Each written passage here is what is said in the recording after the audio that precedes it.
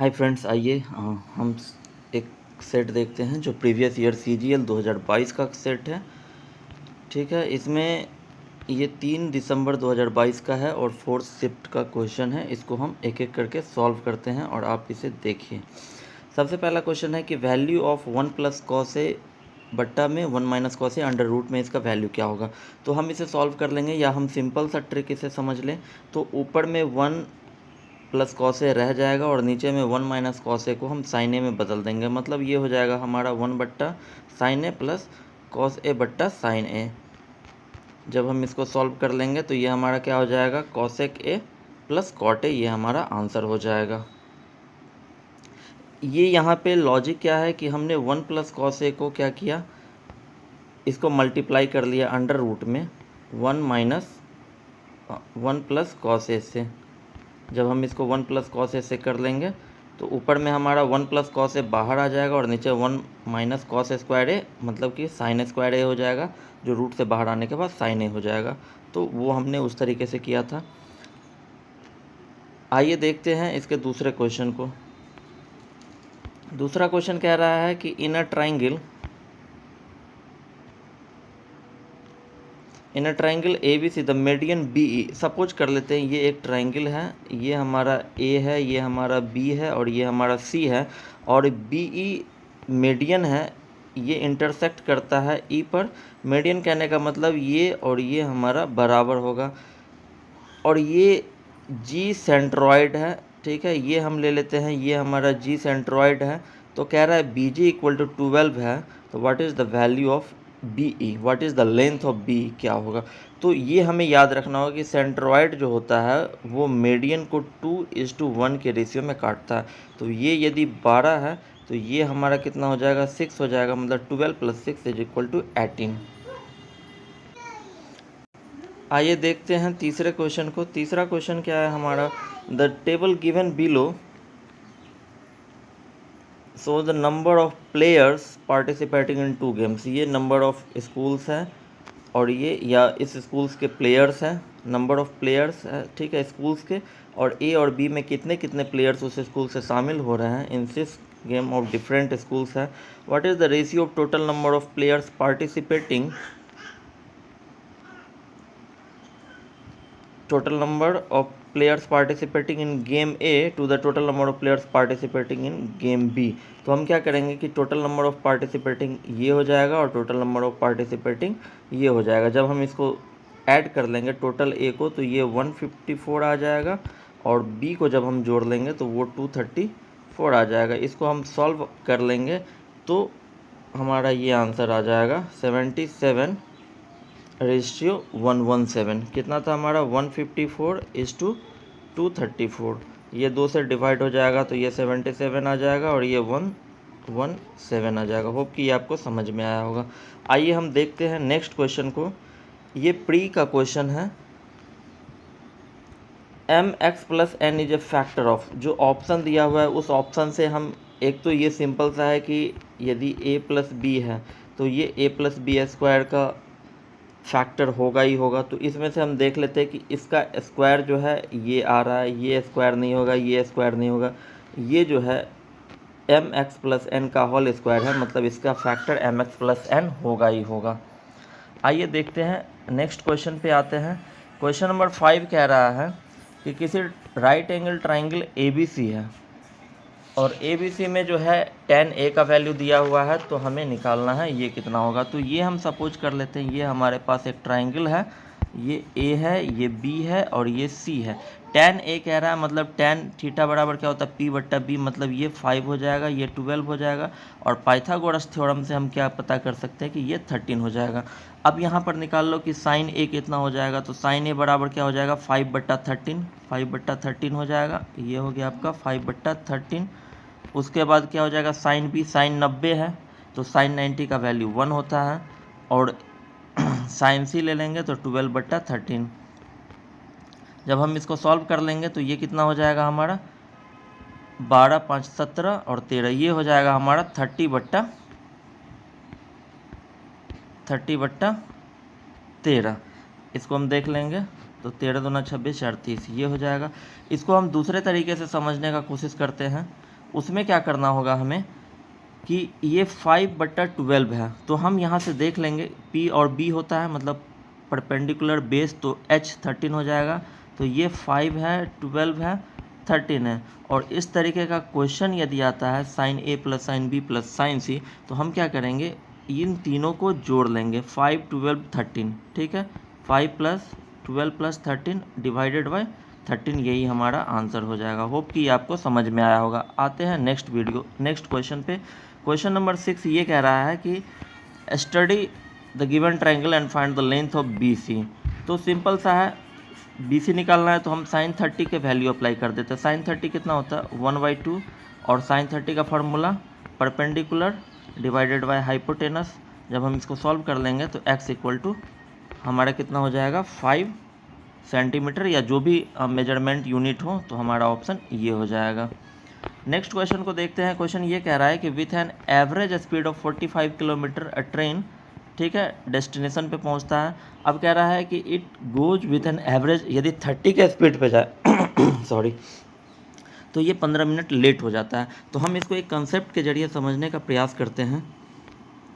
Concept ये है कि यहाँ से यहाँ तक का डिस्टेंस है, ठीक है, ये A और B मान लेते हैं ये डिस्टेंस, और इस डिस्टेंस को ट्रैवल करना है, और स्पीड है 45, मान के चलते हैं कि T टाइम लगता है।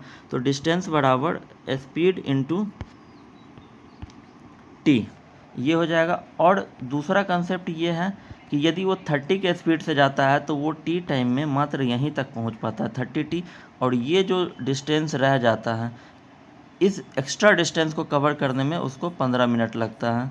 तो क्लियर बात है, इसका डिस्टेंस हम निकाल सकते हैं, क्योंकि ये 30 के स्पीड से जा रहा है, तो 30 के स्पीड से 15 मिनट में कितना दूरी जाएगा, क्लियर है। 30 के स्पीड से 15 मिनट में कितना दूरी जाएगा, 15/60 ये हो जाएगा, तो ये 7.5 किलोमीटर हो जाएगा, क्लियर है। होप कि ये आपको समझ में आया होगा। तो ये 7.5 किलोमीटर का डिस्टेंस है। अब हमें निकालना क्या है कि टोटल जर्नी कितना होगा। तो देख लेते हैं, ये डिस्टेंस माइनस ये डिस्टेंस बराबर ये डिस्टेंस आ जाएगा। तो 45T - 30T = 15T बराबर 7.5 किलोमीटर, और हमें निकालना है टोटल 45T। तो इसको 3 से गुना कर देंगे तो 45T बराबर 22.5 किलोमीटर। तो ये हमारा ऑप्शन हो जाएगा 22.5 किलोमीटर। इसको हम कंसेप्ट के जरिए समझने का कोशिश करते हैं। ये तो डिटेल्स मेथड मैंने बताया। कंसेप्ट में इसको देखते हैं कि कंसेप्ट में क्या होगा कि 45 और 30 किलोमीटर, पहले 45 से जा रहा था, अब 30 से जा रहा था, मतलब कि जो हमारा है वो 15 का डिफरेंस आ रहा है। तो हम इसको 15 का डिफरेंस ले लेते हैं, और दूसरा चीज़ ये डिस्टेंस निकाल लेंगे कि कितना है। तो 30 किलोमीटर के स्पीड से 15 मिनट में कितना जाएगा, तो ये हमने अभी निकाला हुआ है, ये 7.5 किलोमीटर का डिस्टेंस हो जाएगा। तो अब देखो कि 15 के स्पीड से जाता है तो 7.5 किलोमीटर का डिस्टेंस है, मतलब कि ये गैप है, और हमें निकालना है कि 45 किलोमीटर के हिसाब से वो पूरा दूरी तय करता है, सही समय पे तय करता है। तो ये 3 से मल्टीप्लाई हो रहा है, तो इसको भी हम 3 से मल्टीप्लाई करके आंसर निकाल सकते हैं। होप कि ये आपको समझ में आया होगा। नेक्स्ट क्वेश्चन पे आते हैं हम। क्वेश्चन नंबर 8 है हमारा। इसमें कह रहा है कि टैक्स सैलरी पे जो आता है 1/4 है, सेविंग जो आता है 1/3 है, तो एक्सपेंडिचर और सेविंग का रेशियो निकालना है। तो यहाँ पर हम क्या कर लेते हैं कि इसको समझने का कोशिश करते हैं। टैक्स है हमारा 1/4, सेविंग है हमारा कितना 1/3 है, तो बाकी जो बचेगा वो हमारा क्या हो जाएगा, एक्सपेंडिचर हो जाएगा। तो जब हम इसको 1 + 4 1 + 3 को जोड़ लेंगे और 1 में से माइनस कर देंगे, ये हमारा एक्सपेंडिचर आ जाएगा। तो हम इसको जब सॉल्व कर लेंगे तो ये 5/12 आ जाएगा 4 3 7 है ना, 12 में से 7 जाएगा तो 5/12, ये एक्सपेंडिचर हो जाएगा। हमें निकालना क्या है, expenditure to the saving. Expenditure है 5/12 और सेविंग है हमारा 1/3, या इसको हम कर सकते हैं 4/12। तो 5:4 का ये हमारा क्या हो जाएगा, इसका रेशियो हो जाएगा। आगे हम इसको दूसरे तरीके से समझना चाहे तो हम 4 और 3 का एलसीएम निकाल लेंगे। 4 और 3 का एलसीएम निकालेंगे तो 12 आ जाएगा, ठीक है। ये एलसीएम निकाल लिया 12, तो ये हमारा टैक्स हो जाएगा 3, ये जो सेविंग हो जाएगा 3 चौके 12, तो ये सेविंग हो जाएगा 4, तो 3 और 4 7 हो गया। तो एक्सपेंडिचर हमारे पास कितना होगा, टोटल 12 ही है, तो 3 4 7, तो ये 5, तो एक्सपेंडिचर 5 हो जाएगा और सेविंग 4 हो जाएगा। तो रेशियो 5:4। होप कि ये आपको समझ में आया होगा।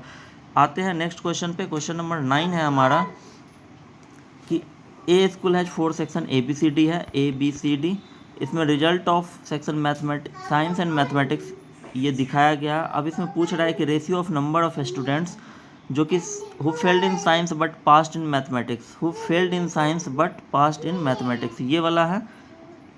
और उसके बाद कह रहा है कि सेक्शन B एंड D, इस सेक्शन और इस सेक्शन में इसका लेना है, मतलब ये 12 है और ये 15 है। B and T together to the number of students of section A that pass in both subject. तो नंबर है ये 63 है। तो यहाँ पे क्या हो जाएगा 12 + 15 मतलब कि 27:63। तो इसमें ये ऑप्शन नहीं दिख रहा है, इसका आंसर ये हो जाएगा। नेक्स्ट क्वेश्चन देखते हैं। क्वेश्चन नंबर 10 में क्या कह रहा है कि एक रेस है 1200 मीटर के रेस में ए जो है बी को बीट करता है 100 मीटर से, मतलब कि ए यदि जाता है 1200 मीटर तो बी कितना जाएगा 100 मीटर से बीट करता है, मतलब 1100 मीटर जाएगा। दूसरा कह रहा है कि बी जो है सी को बीट करता है 100 मीटर से सॉरी, बी जो है बीट करता है सी को 100 मीटर से, इसका मतलब है, और कितने मीटर के रेस में 600 मीटर के रेस में।